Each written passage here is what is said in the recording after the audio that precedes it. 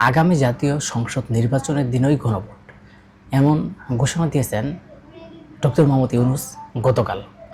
গতকাল তিনি একটি প্রেস বিজ্ঞপ্তি করে সেই ঘোষণাটি দিয়েছেন এবং গণভোটে একই দিনে হলে কি সুবিধা হবে এবং সেই গণভোটের দিন কী কারণে গণভোট হবে বা কী কী বিষয় নিয়ে গণভোট হবে সেসব বিষয় নিয়েও কিন্তু ডক্টর মোহাম্মদ ইউনূস ক্লিয়ারভাবে জানিয়ে দিয়েছেন। এখন দেখেন, এই গণভোট নিয়ে জামাত ইসলাম এবং বিএনপির ভিতরে যে একটা দ্বন্দ্ব সৃষ্টি হয়েছিল এবং রাজনৈতিক অঙ্গনে যে দ্বন্দ্ব সৃষ্টি হয়েছিল, সেই দ্বন্দ্বের কারণে একটা বাংলাদেশে রাজনৈতিক দলের ভিতরে একটা কোন্দল হয়ে গেছে এবং একে অপরকে দোষারোপ করছে এবং একে অপরকে কিভাবে একটা প্রতিদ্বন্দ্বী এবং কিভাবে একটা প্রতিপক্ষ হিসাবে দেখা যায় সেই কিন্তু দৃশ্য তাদের মধ্যে দেখা যাচ্ছে। কিন্তু ২৪-এর সেই গণঅভ্যুত্থানের পরে এটা এমন করার কথা ছিল না। ২৪-এর গণঅভ্যুত্থানের পরে তাদের সব রাজনৈতিক দল মিলে একত্রভাবে মিলেমিশে থাকার কথা ছিল, কিন্তু কিছুদিন না যেতেই বিশেষ করে এই গণভোট নিয়ে একটা অনৈক্য সৃষ্টি হয়ে গেছে। ডক্টর মোহাম্মদ ইউনূস তিনি আমেরিকা থেকে একজন লোক নিয়ে আসছেন, তিনি হচ্ছেন আলী রিয়াজ। আলী রিয়াজকে নিয়ে আসা বাংলাদেশে একটা ঐক্য কমিশনার তৈরি করেছে। সেই ঐক্য কমিশনারের প্রধান হিসেবে ডক্টর মোহাম্মদ ইউনূস ছিলেন। কিন্তু সেই আলী রিয়াজ প্রতিদিনে বা কয়েকদিন পর পর বিভিন্ন রাজনৈতিক দলকে নিয়ে মিটিং করাইছে। মিটিংয়ে কী হয়েছে, বিভিন্ন রাজনৈতিক দল যারা চা খায় নাই, যারা পান খাওয়া শিখে নাই, যারা সিগারেট খাওয়া শিখে নাই, যারা সেখানে গিয়েছে তাদের নাস্তা, চা, বিস্কিট এগুলো খাওয়া হয়েছে এবং এগুলোর জন্য কোটি কোটি টাকা খরচ করেছে আলী রিয়াজ। কিন্তু সর্বশেষ আলী রিয়াজ কী করলো, জিরো একটা ফলাফল হয়ে গেল। তিনি একটা অনৈক্য সৃষ্টি করে উড়াল দিল আমেরিকায়। ঐক্য কমিশনের মেয়াদ শেষ, তিনি চলে গেল এবং তিনি বলে গেল যে নির্বাচনের আগের দিনই গণভোট হতে পারে। এই যে একটা দ্বন্দ্ব সৃষ্টি করে বাংলাদেশের রাজনৈতিক দলের ভিতরে একটা কোন্দল লাগাই গেল। কোন্দল কি, জামাত চাচ্ছে তারা গণভোট নির্বাচনের আগে, কিন্তু যখন দেখলো যে আলী রিয়াজ বলে গেল যে গণভোট নির্বাচনের আগেই হবে, তখন জামাত তো খুশি দিশেহারা। তারা ভাবছে জাকসু বিভিন্ন জায়গায় তাদের যে নির্বাচনের নেতৃবৃন্দ বা শিবিরেরা যে পার হচ্ছে বা তারা যে বিজয়ী হচ্ছে, তারা মনে হয় আগামী সংসদ নির্বাচনেও পার হয়ে গেল বা আগামী সংসদ নির্বাচনেও তারা বিজয় হয়ে যাবে। তারা এমন দিশাহারা কিছু স্বপ্ন দেখছে, কিছু দূর স্বপ্ন দেখছে। আমি কেন এই প্রশ্নগুলো বললাম বা কেনই বা আমি এই দূর স্বপ্নের কথা বললাম, তারা যখন দেখছে যে ওইদিকে তাদের শিবিরের প্রার্থীরা বিজয়ী হচ্ছে, এই দিকে তাদের ঘুম হারাম হয়ে গেছে, তারাও ক্ষমতায় চলে যাবে। যখন আলী রিয়াজ তাদের অধীনে একটা রায় দিয়ে গেল যে নির্বাচনে তারা এই আলী রিয়াজের এই বক্তব্য নিয়ে তারপর থেকে তারা মাঠে নামলো।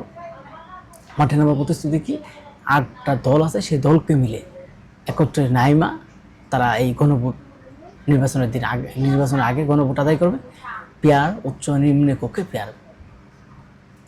কিন্তু ডক্টর মোহাম্মদ ইউনূস এই গণভোটের যে আয়োজন করেছে সেটা পেয়ার পদ্ধতি, সেখানে উচ্চ কক্ষে পেয়ার আছে। কিন্তু আসলে নির্বাচনের দিন গণভোট দেওয়ার কারণে বিএনপি কিন্তু ধন্যবাদ জানিয়েছে প্রধান উপদেষ্টাকে।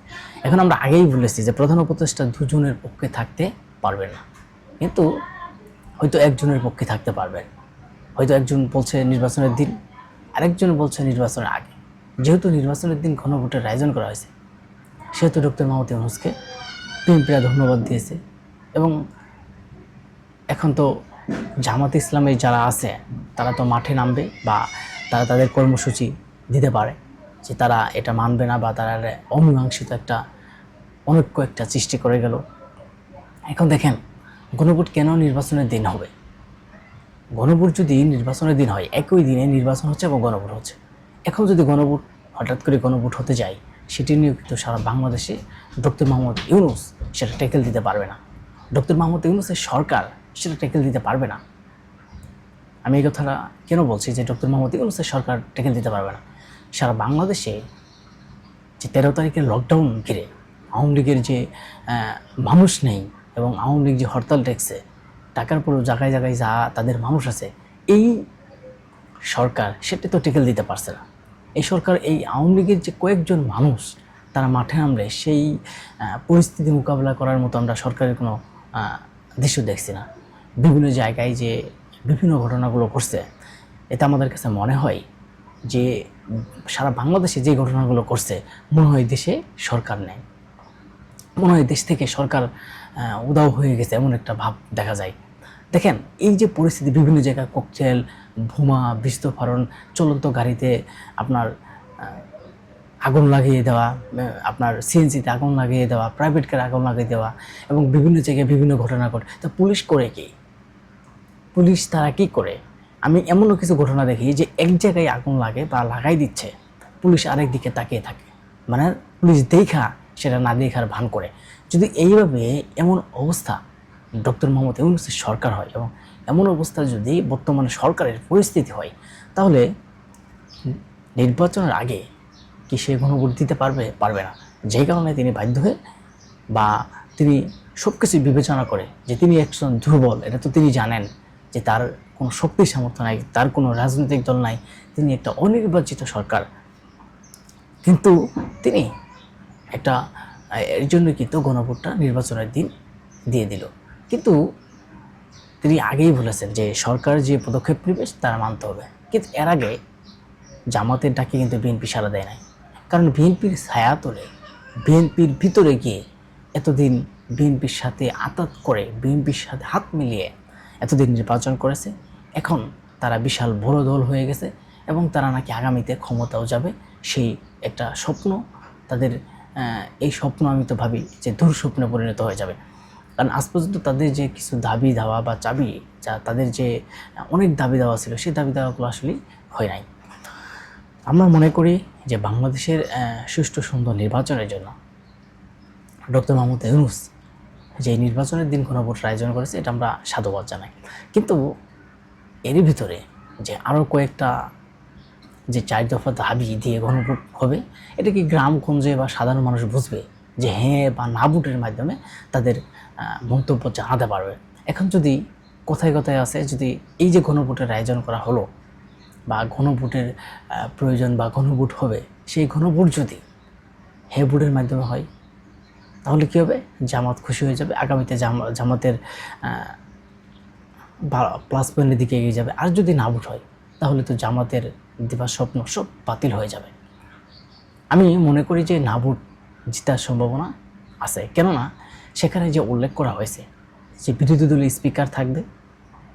যদি সংসদে কোনো দল থাকে যেই সরকার গঠন করবে, সেই সরকার স্পিকার থাকবে না, স্পিকার হবে অন্য যে বিরোধী দল থেকে, এবং সেখানে যে স্পিকারের সংসদীয় একটা সভাপতির আসন থাকবে।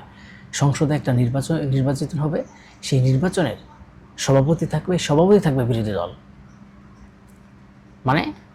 মানে সরকারি দলীয় যদি জিতেও যায়, সরকাররা যদি সরকার গঠন করে, কিন্তু এই সংসদে যারা থাকবে, বিরোধী দল যারা থাকবে, তাদের সভাপতি সেখানে তারা মিলে একটা সভাপতি বানাবে, কিন্তু সরকারি দলীয় সভাপতি থাকতে পারবে না, বিরোধী দল হিসেবে সভাপতি থাকবেন।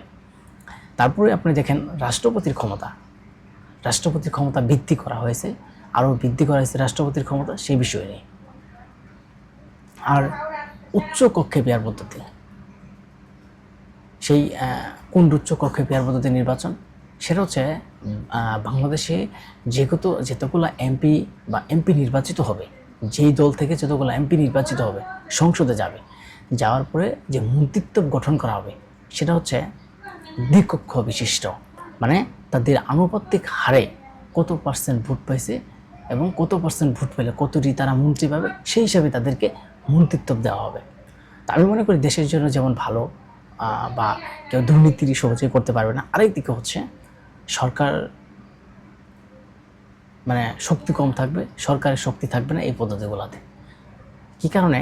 সরকার যদি দুর্বল হয়, একটা দেশ চলা কঠিন হয়ে যাবে।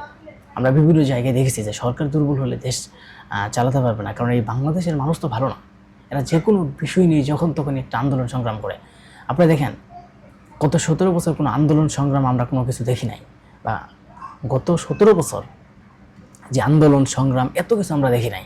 কিন্তু ডক্টর মোহাম্মদ ইউনূস ক্ষমতা নেওয়ার পরেই আমি মনে হয় যে প্রতিদিন মানে প্রতিদিন অভাব নাই যে এত পরিমাণ আন্দোলন হচ্ছে।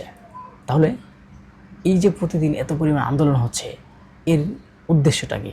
ডক্টর মোহাম্মদ ইউনূসের শক্তি নাই, সামর্থ্য নাই। আন্দোলন করলেই সে সাকসেসফুল হয়ে যায় এবং আন্দোলনের দাবি করলেই তারা জিতে যায়। এবং এই ডক্টর মোহাম্মদ ইউনূসও তিনি বিপদে আছে। এই যে বাংলাদেশকে একটা হয়রানিমূলক এই সরকারকে জবরদস্তি করে কিছু দাবি আদায় করা, এটা হচ্ছে বাংলাদেশের মানুষের কালচার।